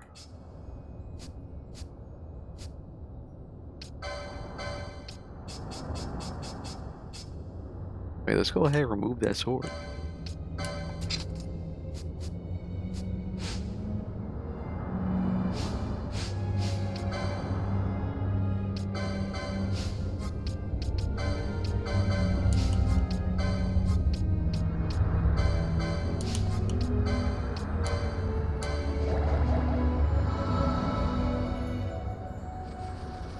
But like it's a it's kind of a thriller, really. Like a sci-fi thriller with horror mixed in. What it reminds me the most of is I say old. It probably is old at this point. A sci-fi movie from like the 2000s called Virus.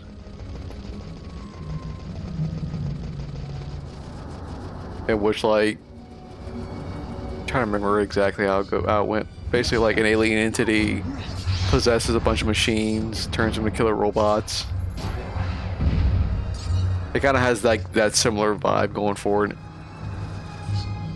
Sound design is really amazing. Like it sounds like you're listening to a movie.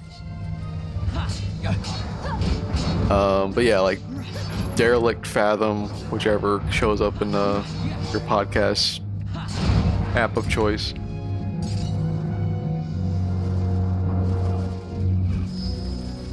What's another one?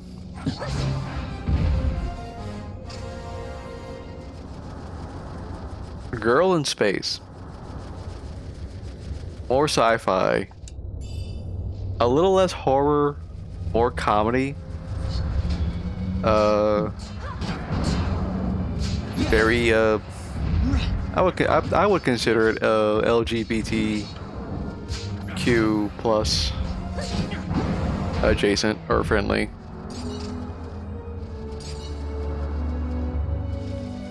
Like it has a very positive outlook going for it. All right, gonna kick his ass now.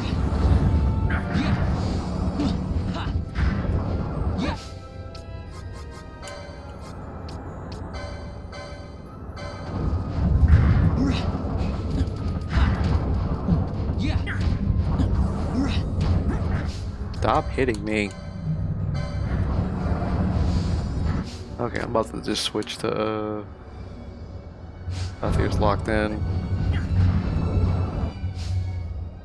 Yeah, I can't switch them out. Do I have anything to throw at it?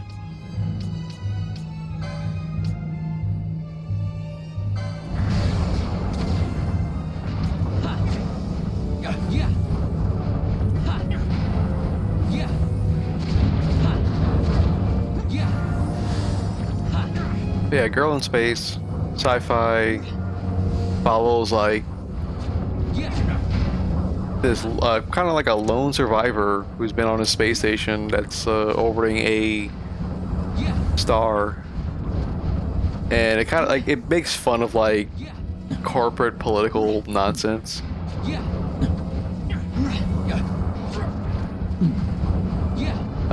It's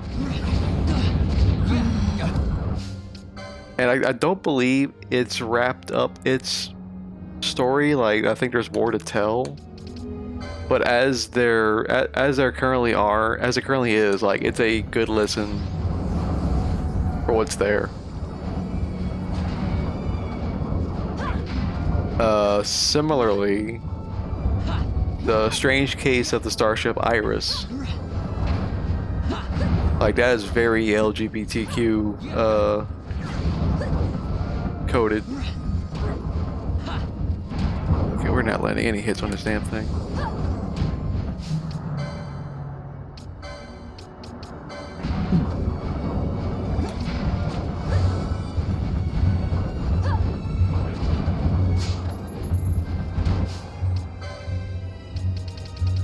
There's something to throw at it, Jesus.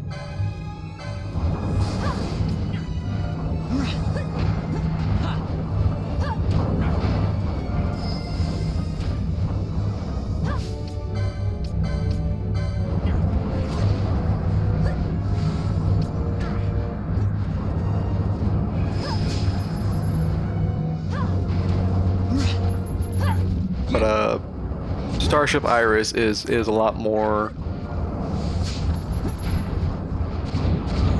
I guess you could call it a better,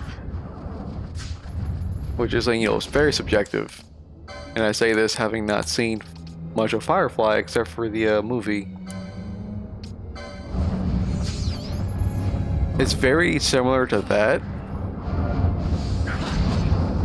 but without Joss Whedon at the helm. So if that's a selling point for you, go. Then there you go. Oh my god! Stop killing everyone.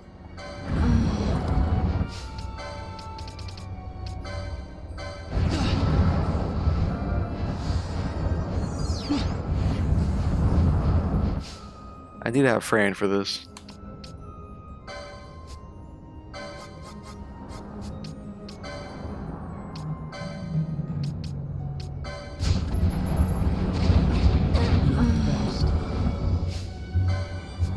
Actually, since they're knocked out.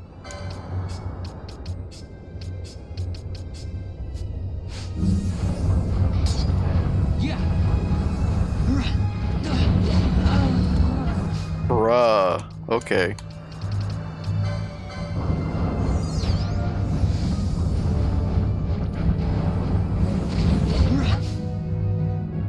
Come on, man.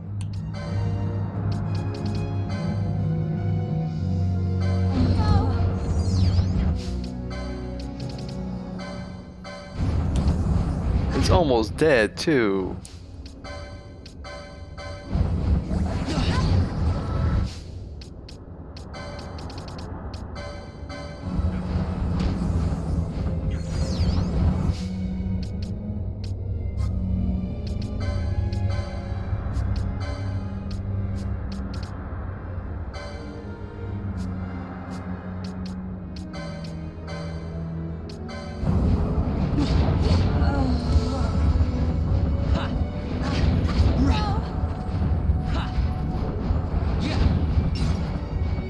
Jesus.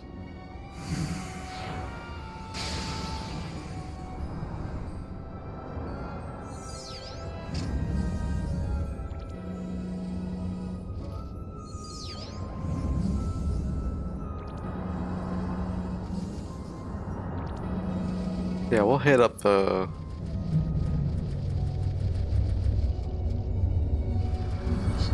teleport stone at the tomb.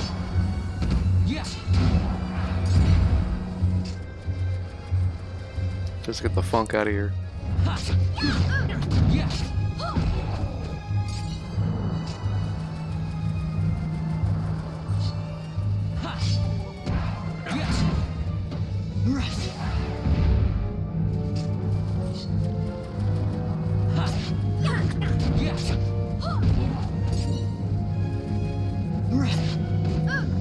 I'll probably call it there.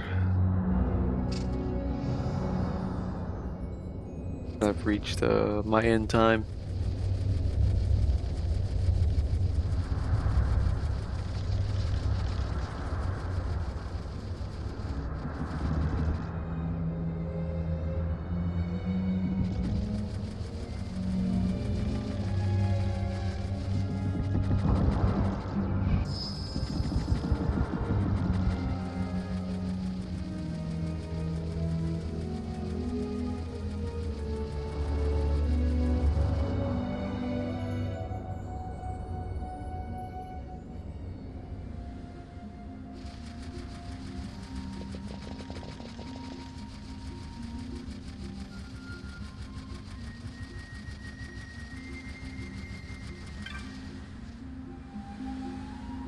Kill the avion.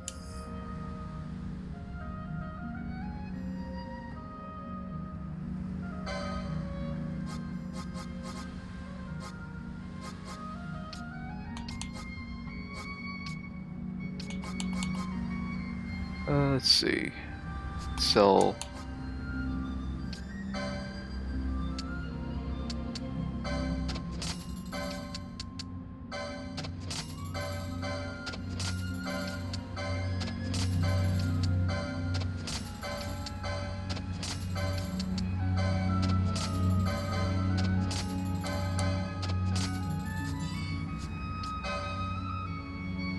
Rain of Tears.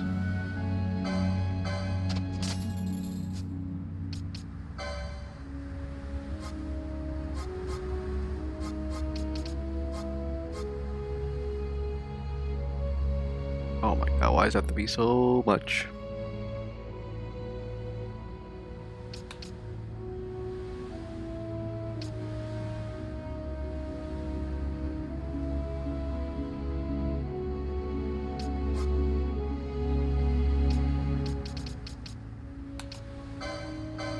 Definitely pick up Rays. Cura. Stop. Hammer time.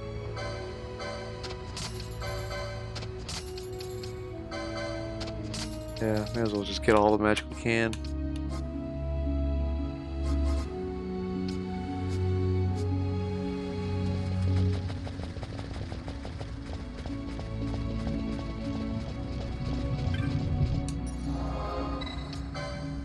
Let's see, I have to go back to Rabanester. That just means I'll now have to run back.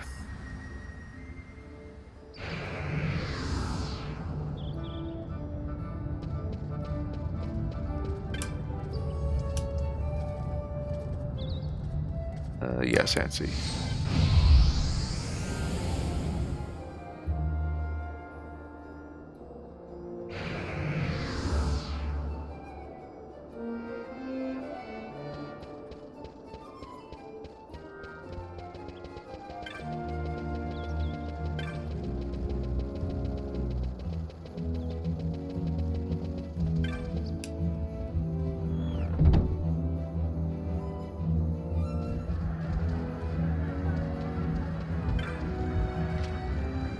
Slain the Weaver Lord, have you?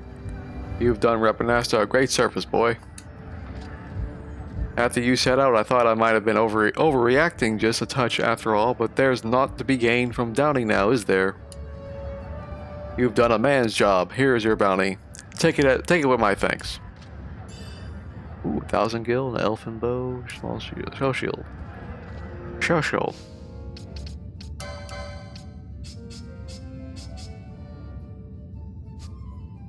It says our attack power is supposed to be higher when unarmed.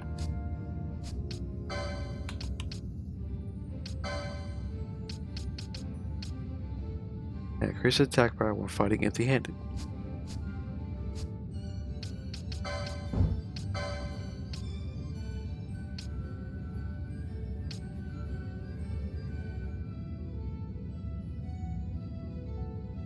We'll keep our unarmed.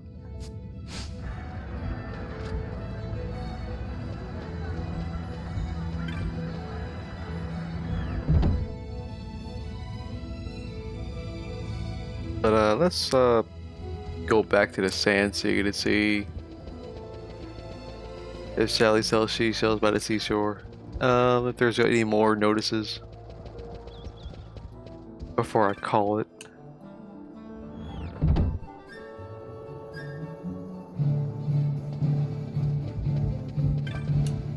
No new bills, okay. But I did get rewards from the clan NPC. So we'll go do that. Because there's a lot of stuff I collected when I went visit him last time.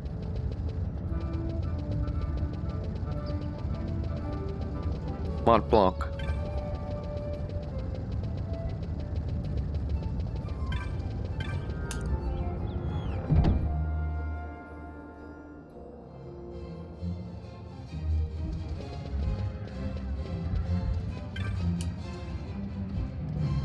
Koopa, you're a rear guard already. You've been burning the midnight oil, Koopo. Then Centurio knows how to treat his hard-working members, Koopo. Here, a reward for your accomplishment. There we go, got some teleport stones. Keep up the splendid work, Koopo. Any new marks? Okay, we gotta do these next time. Go find his crystal to save.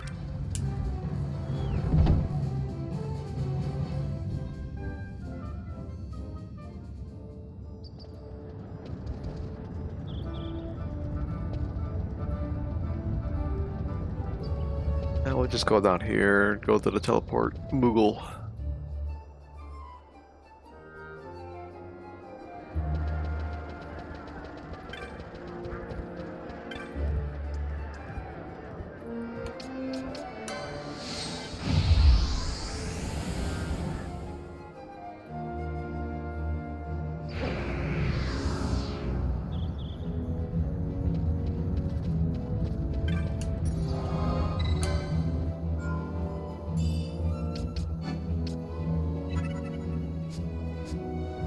Alrighty. Well, stuck around this long. Listen to me ramble. Thank you for doing so. As usual, the VOD will be uploaded to YouTube the following day. And I will be back next weekend with more Final Fantasy XII. Probably gonna grind again to take on that stupid wall.